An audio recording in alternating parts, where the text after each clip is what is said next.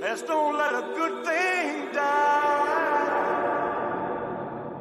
Have you ever wondered if you would be safe during an alien invasion? Maybe watching a movie you think about it? Well, guess what? There is now a study to reveal who would likely survive. Researchers determined what states would be, quote, safe from an alien invasion. Number 1, Virginia. Number 2, Alabama. 3, Massachusetts. New York, Minnesota. And guess what? We're number 6 on the list. Florida coming in at number 6. So I guess it's a safe place to be, just in case. All our society is run by insane people for insane objectives. You know? And I think that's what I sussed when I was 16 and 12 way down the line, but I expressed it differently all through my life. It's the same thing I'm expressing all the time, but now I can put it into that sentence that I think we're being run by maniacs for maniacal ends. You know, if anybody can put on paper what our government and the American government, etc., and the Russian, what they are actually trying to do, you know, and what they think they're doing, I'd be very pleased to know what they think they're doing. I think they're all insane, you know, but I'm liable to be put away as insane for expressing that. You know, that's what's insane. What's up, my good people, and welcome back to the channel. You guys already know the drill, but in this episode we're gonna kick back and watch some of the creepiest TikToks I could find this week. With all that being said, let's jump right back into it. I don't trust Elon at all. What was he doing? There's a clip of him talking where he's talking about Neuralink, and he's saying that Neuralink can now take a snapshot. He's like, he compared it to like saving in a game. He was like, there's nothing in science that should prevent us from being able to take that same Neuralink chip and implant it into another biological being. Oh my gosh. But think about that. If he's creating robots that need human consciousness to operate, could he pull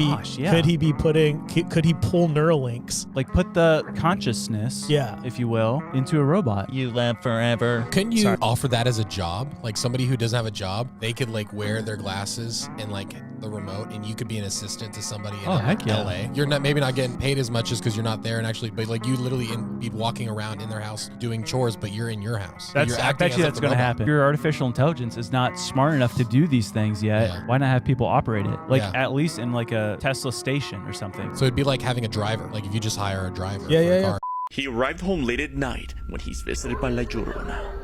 A man named Gerard was making his way back home from work one evening. As it begins to get dark, he finally arrives home and gets off his vehicle. But to the horrors of Gerard, he hears the dogs, unusually active and startled, and begins to record. What he captures next is haunting.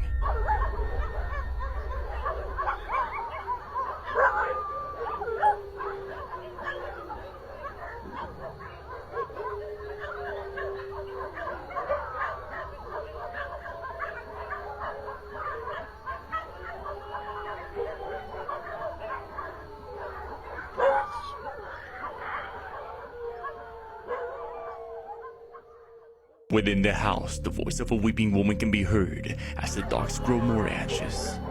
Whatever's causing this voice seems to be worrying the local dogs as they get increasingly upset when she's heard.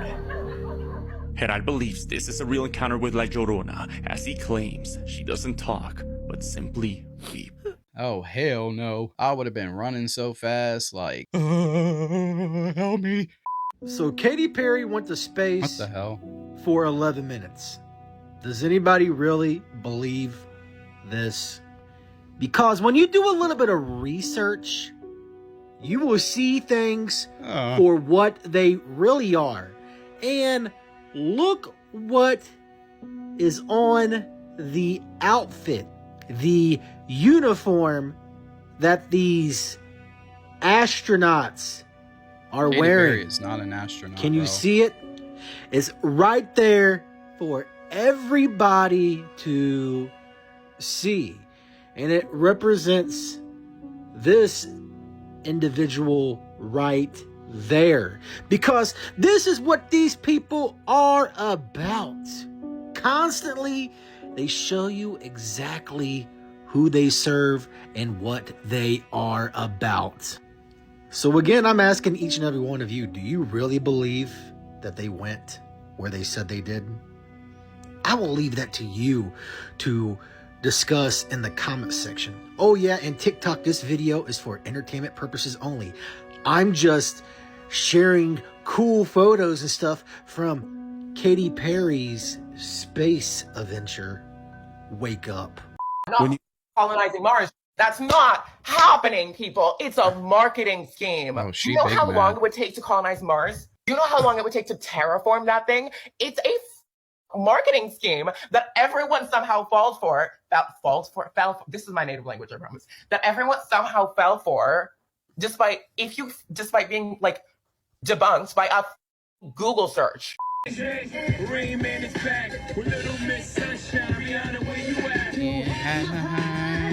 Well, baby, where's the pie? What the hell?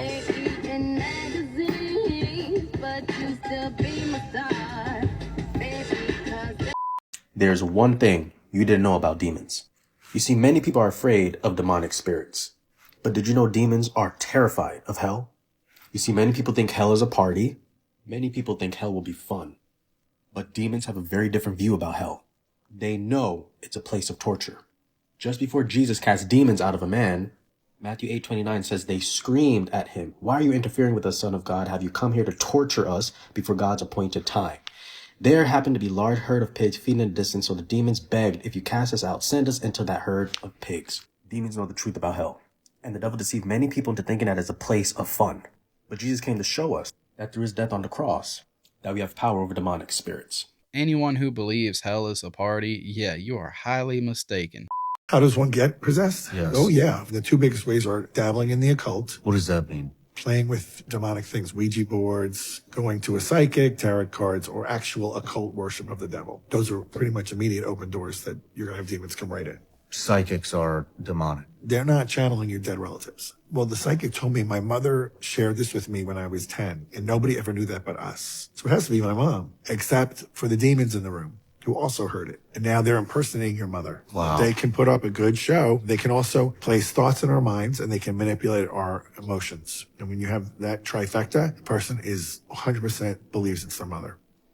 Is it true that they try to make you sell your soul in the music industry? They did try to take my friend to Bohemian Grove. They did take him there. So my friend won a very big show that musicians do to get attention and get notoriety. Like the American Idol or something like that? Yeah, I won't say which one. He won. After that happened, they were taken out to a type of gathering where all of the big groups of people that are influential to musicians and to entertainment and politics, and they're kind of all intersecting, but they all have their own individual ones. So they all come in and do this meeting. It was a wooded area. There was somebody dressed in an owl type of, it was a female, some type of owl costume.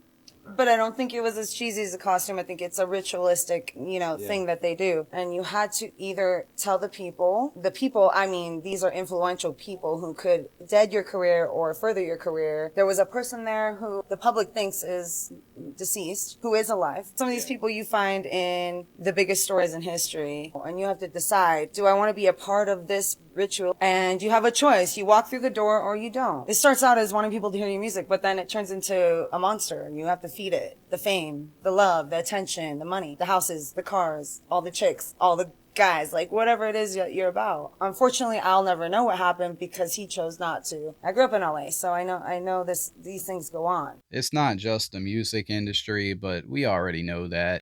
Have you seen this video? So the problem I'm having with these clips right here is I can't tell the difference between AI anymore or if it's real. And there's so much AI videos out there that if something real does show up, we will have no idea if it's AI or not. Granted, it's really cool. If this video was real, it would be a mind-blowing video. But these creators that make AI videos don't put it in the description. If it's something that just gives you a better idea of what's happening, sure, use AI all you want. But if it's something that looks like a sighting, well, if somebody ever does have a real sighting of a video like this, or if this is a real video, you just won't be able to tell. Now, I've used videos from this creator before. I don't know. It was like a light that turned into a cloud. And they just keep popping up, and you dig into their account, and it just is a deep dive of what looks like AI videos. But if it's not, it's a freaking crazy looking video. I just can't tell anymore, and it's driving me insane. It's irritating for me. Anyways, I thought it was interesting. I got tagged in a bunch, so I just wanted to show everybody else. Hope you all have a great day. Yeah, man, he is not wrong. We're at the point now of just don't bother believing anything until you see it with your own eyes. On October 24th of 2024, TikTok user Rodriguez posted a video explaining how strange things have been happening around his home, and he believes it's linked to this lady who's been passing by his home at night, drawing upside-down crosses and different symbols on his walls. What's even stranger is that when she passes by, his cameras malfunction. However, this time, the cameras did work, and he was able to record what she was up to. Here's what he caught on camera. Take a look.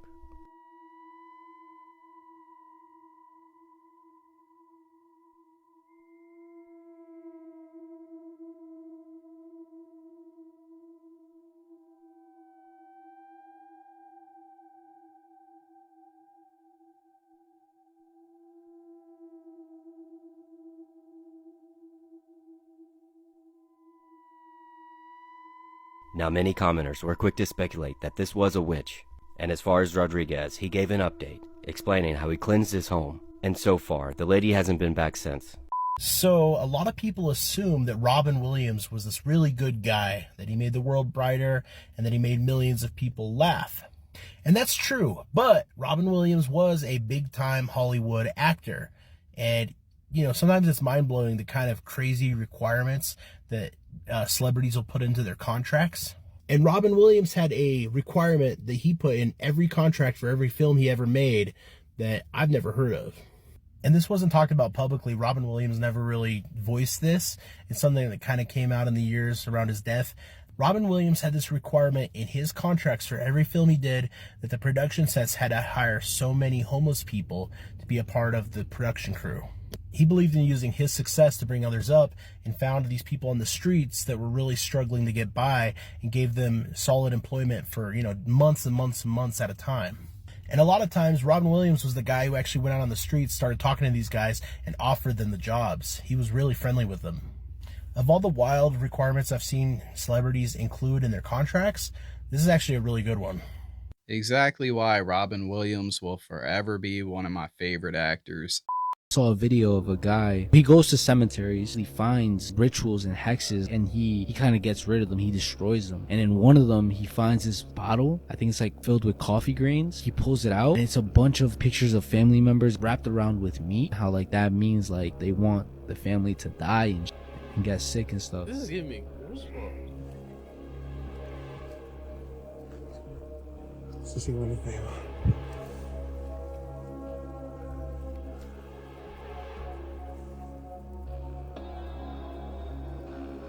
Está envuelto en carne, familia. Este trabajo es carne con ajo, sal en grano. Las personas que están envueltas en este pedazo de carne. Lo que ves una familia. And it's not just 1, 2, 3. It's like a lot, bro. Low key, the whole family, bro. Look, even kids. Look. Oh, watch, you gonna see. Bro, that's legit. And that's not the only video that he does. There's a couple videos of him finding a bunch of different rituals, hexes being done in the cemeteries. Like, what the fuck? I've heard that some spells can't be undone even if you try to destroy them. Not sure if that's true or not, but still. This is the Monroe Demon House, the scariest place in America. Oh, shit. This house has an interesting and very bizarre history. A history that includes serial killers and satanic cults. And when we visited, it was during a thunderstorm, so the energy was supercharged. Now, lots of previous owners of the house have gotten into bizarre accidents. Accidents that have taken the lives of some of their loved ones, and they've been plagued with bad luck while they lived in the house. At some point, the home actually became a boarding house, and some of the tenants in the upstairs, which I'm filming right now, were performing rituals in their room.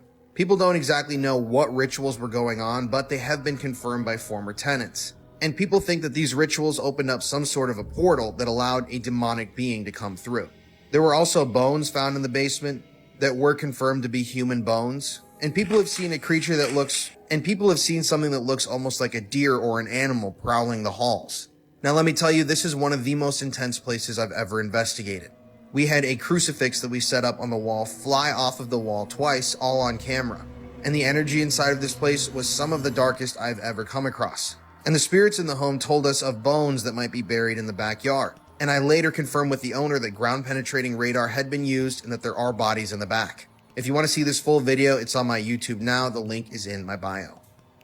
It be stuff like this that really makes you wonder, is there more to our buildings than we think there is? Don't get me wrong, I know this is just an artificial picture, but it's the thought that it sparks though. There really could be a whole underground network of civilization that we just don't see every day. Like, bro, this shit is so fucking thought-provoking.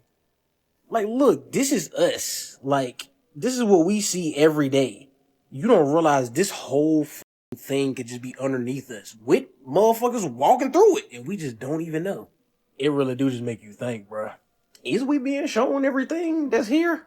Yeah, for a fact, there's underground cities and tunnels everywhere. The more you look into the mud flood, yo, the crazier it gets. Today is the anniversary of the Titanic sinking, and we are just as obsessed and interested with the story of the Titanic than we have ever been. And there is a ton of conspiracy theories that people still speculate on today. And while those are super fun to talk about and discuss and speculate on, I think the real reason why it is such a subject of speculation and conspiracy is because the passenger list on the Titanic is insane.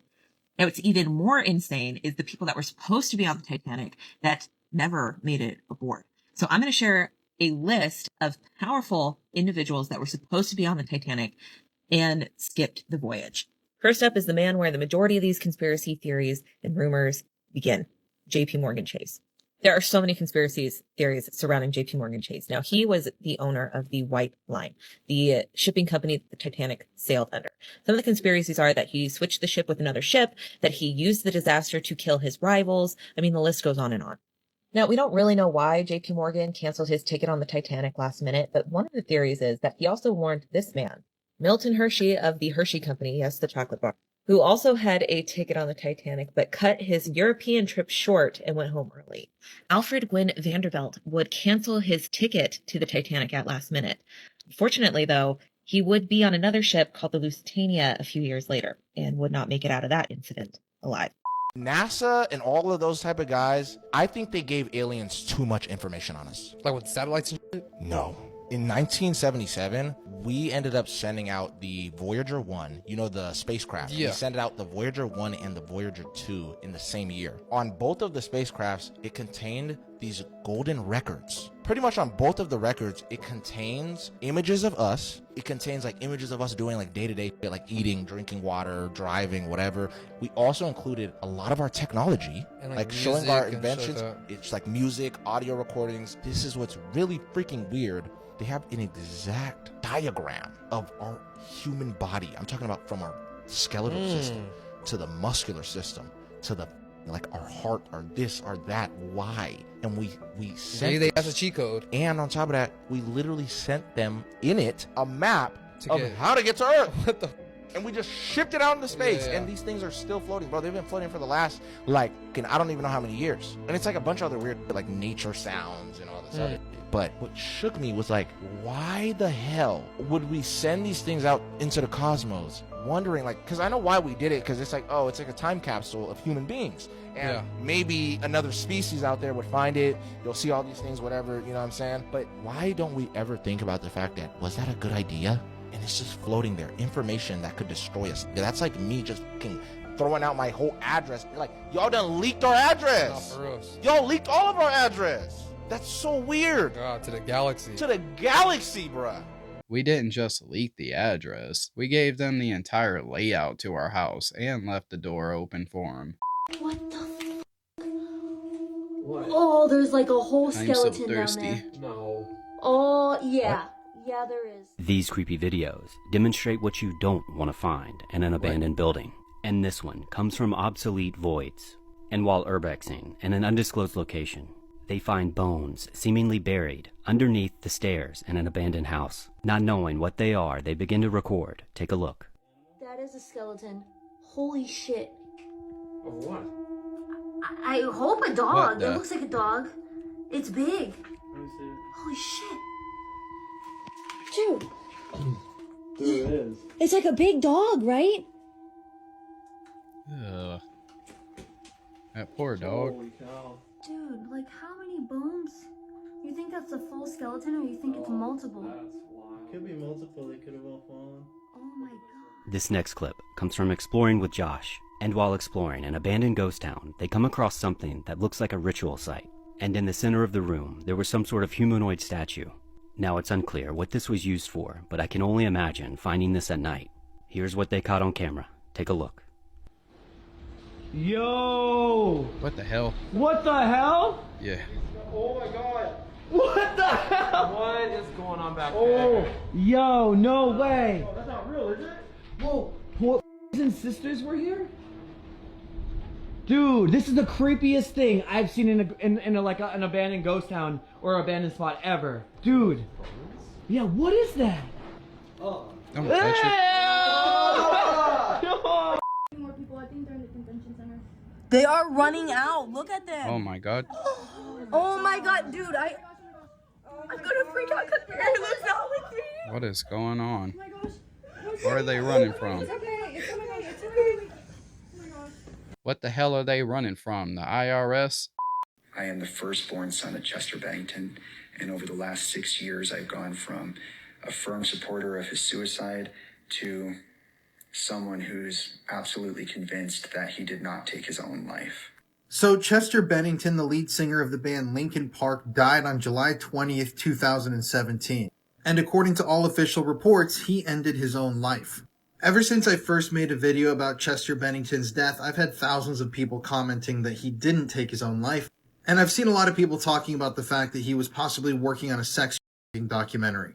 But I've never been able to find any concrete evidence to point that that was the case. However, on May 18th, 2017, about 2 months before Chester Bennington died, Chris Cornell was found dead in his hotel room. Chris Cornell being the lead singer of the band Soundgarden, who was a very close friend of Chester Bennington's. But here's where it gets a little interesting. Apparently there were injuries on the back of Chris Cornell's head that were discovered by paramedics, but injuries that were not written down on the official autopsy report. And even Chris Cornell's own widow doesn't believe he took his own life. This quote was taken from a Billboard article published in 2018. They say Vicky Cornell has been adamant that she didn't believe her husband would take his life. She also says you can clearly see a gash or at least a visible big bald spot in pictures and video footage, referring to the state that they found Chris Cornell's body in. And with Chester's own son coming out and saying he believes his dad was murdered, I'm excited to see what information he's going to unveil. People have been speculating for years on the deaths of Chris Cornell and Chester Bennington, and there's a very, very large group of individuals who believe that they were murdered. And admittedly, there are some things about both stories that don't necessarily make sense at face value. But like I said, I'm really interested to hear if Chester Bennington's son has any new information to unveil, because it definitely, no matter what, would help us all, I think, understand what happened here just a little bit better.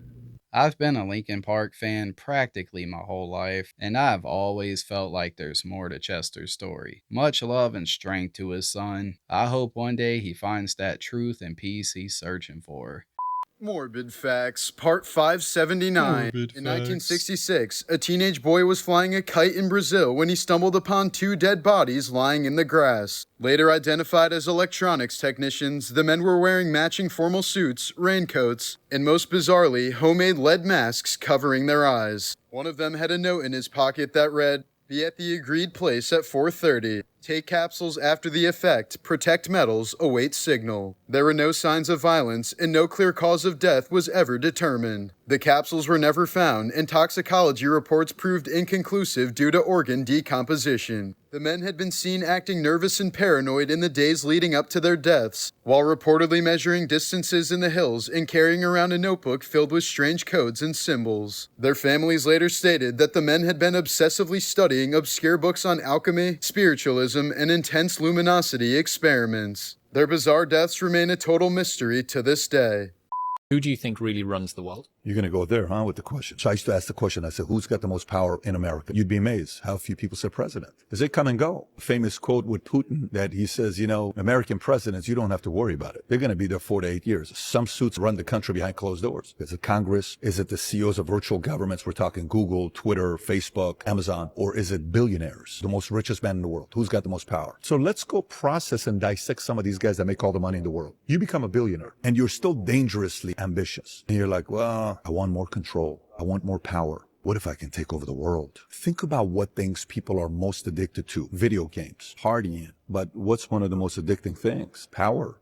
Are you kidding me? Having a lot of power and getting people that look at you that are afraid of you. Some people love that. Those people, I believe, are out there. Some of them are 100% money people because money talks. There's a lot of those guys that are the brains behind the faces that we see. And most of the times, the best E.F. Huttons, no one ever finds out who those guys are.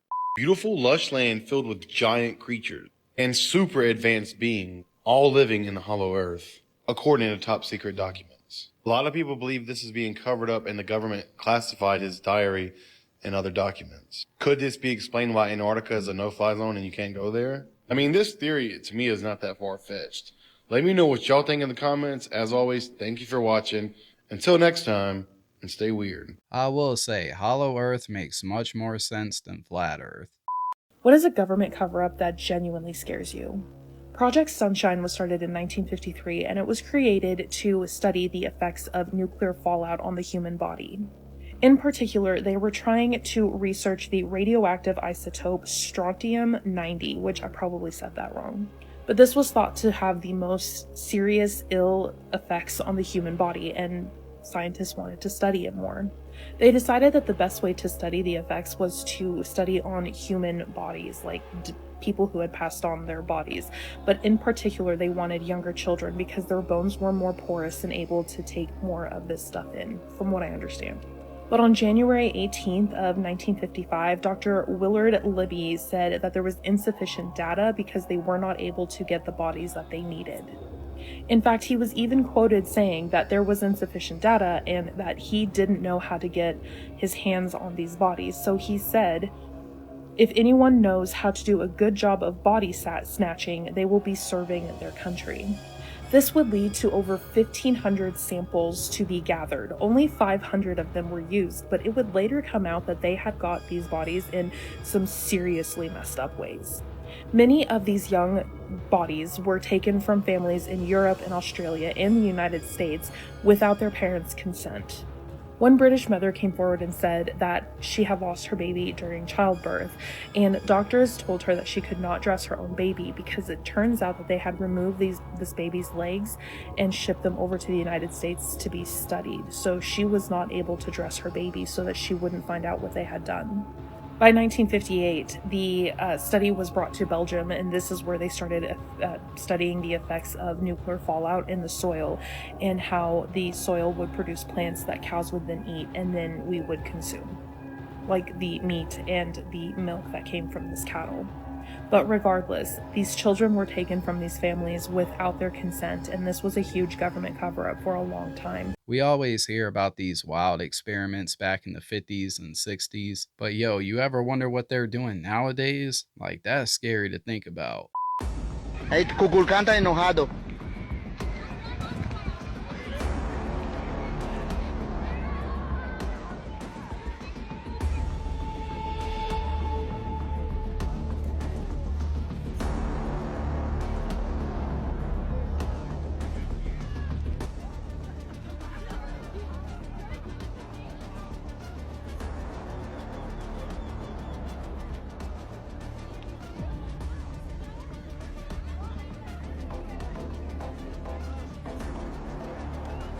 Creepy last words people said right before dying. A nurse named Kathy said that she was working a night shift caring for a man who was dying of heart failure. It was quiet, almost peaceful, until suddenly he sat upright in bed, eyes wide, locked on the far corner of the room. "He's back," he whispered. "Who's back?" Kathy asked. "The man in the top hat," he said. "He comes every night now. Tall, dark, shadowy. He just stands there watching me." Kathy glanced over, but the corner was empty. Just shadows dancing in the low light. She tried to reassure him, but he kept going. "He carries a silver stopwatch," he said, voice shaking. "Last night he opened it and said, 'It's almost time. I can't wait.'" She felt uneasy, but tried to stay professional until he looked at her, eyes full of terror. "He knows everything I've done," he said. "Things I never told anyone. Every sin, every secret. He whispered them all to me, like he'd been there, watching me my whole life." Then he said, "He's here to take me." Moments later, he flatlined, his eyes still locked on that dark corner. Kathy said that she'd never felt anything like it. The heavy air, The way the room didn't feel empty even after the patient was gone. And just before she left, she heard a faint ticking, then a soft click, as if someone had closed a stopwatch. Kathy said that she went to confession the next day for the first time in over 10 years. On June 15, 1989, an alarming discovery was made in the quiet town of Port St. Joe, Florida. A Polaroid photo depicting an unidentified young woman and a boy, both gagged with black duct tape and bound, was found in the parking lot of a local convenience store. The woman who found the photo recalled that it was lying in a parking space where a white, windowless Toyota cargo van had been parked when she arrived. She described the driver as a man in his 30s with a mustache. Despite immediate police action, including roadblocks to intercept the vehicle, the man in the van vanished without a trace. According to Polaroid officials, the photograph had to have been taken after May 1989, as the specific type of film used was not available until then. In July 1989, the haunting Polaroid photo was broadcast to the public on the TV show A Current Affair. The image caught the attention of family friends of Tara Lee Calico, a missing woman, who thought the young woman in the picture bore a striking resemblance to Tara. Damn, that is heartbreaking. It's sad we have to live in a world with such evil people out there. As always, really hope you enjoyed the episode. Before you roll out, be sure to hit that like and sub button. And down there in the comments, be sure to let me know what you think about these TikToks. Take care out there, my good people, and I'll see you in the next episode.